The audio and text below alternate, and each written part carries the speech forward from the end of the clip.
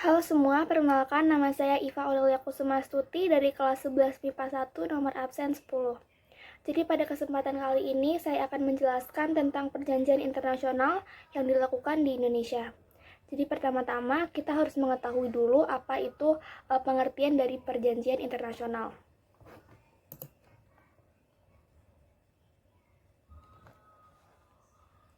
Perjanjian internasional adalah ikatan hukum yang terjadi berdasarkan kata sepakat antara negara-negara sebagai anggota organisasi bangsa-bangsa dengan tujuan melaksanakan hukum tertentu yang mempunyai akibat hukum tertentu pula.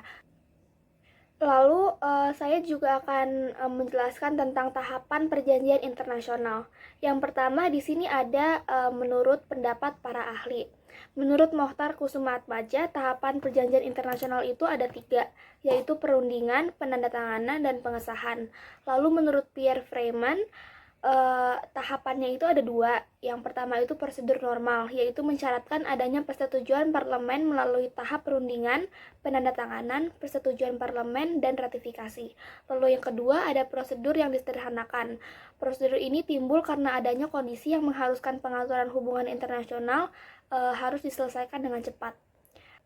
Lalu yang kedua ada menurut hukum positif Indonesia.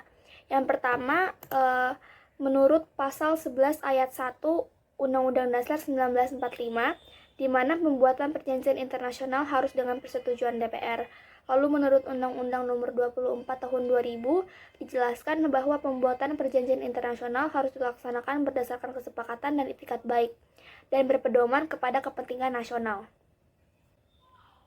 Lalu ada manfaat dari perjanjian internasional. Yang pertama ada perjuangan konsep wawasan Nusantara, yang dimana di sidang hukum laut di Jeneva pada tahun 1958 ini menghasilkan 3 konvensi, yaitu konvensi tentang laut teritorial dan zona tambahan, lalu ada konvensi laut lepas, dan konvensi penyelesaian dengan konservasi sumber daya hayati laut yang tinggi. Lalu kedua ada pengakuan dari negara tetangga, yang ketiga adalah perkembangan luas wilayah Indonesia. Lalu di sini ada Konvensi Hukum Laut tahun 1982.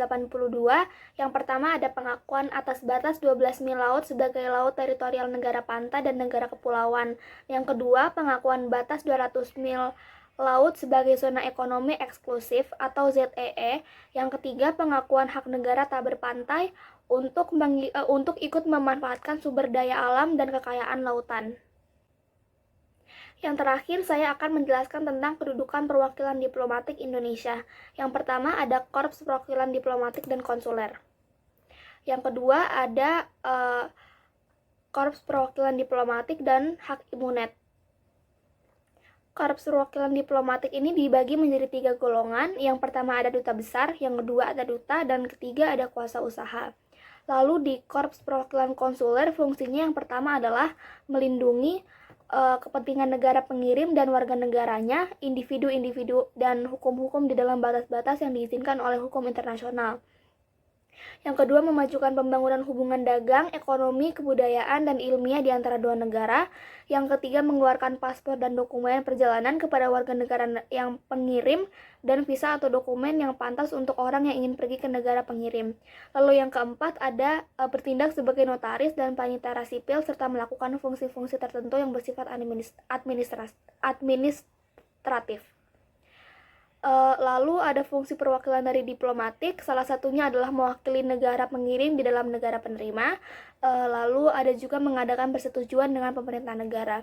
Lalu yang fungsi dari hak imunet ada 2, yaitu hak eksteritorialitas, yaitu merupakan hal kekebalan dalam daerah perwakilan seperti daerah kedutaan besar atau kedutaan, termasuk halaman dan bangunan-bangunannya.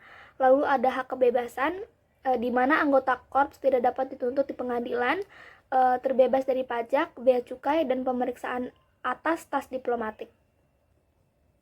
Sekian penjelasan dari saya tentang perjanjian internasional yang dilakukan di Indonesia. Terima kasih.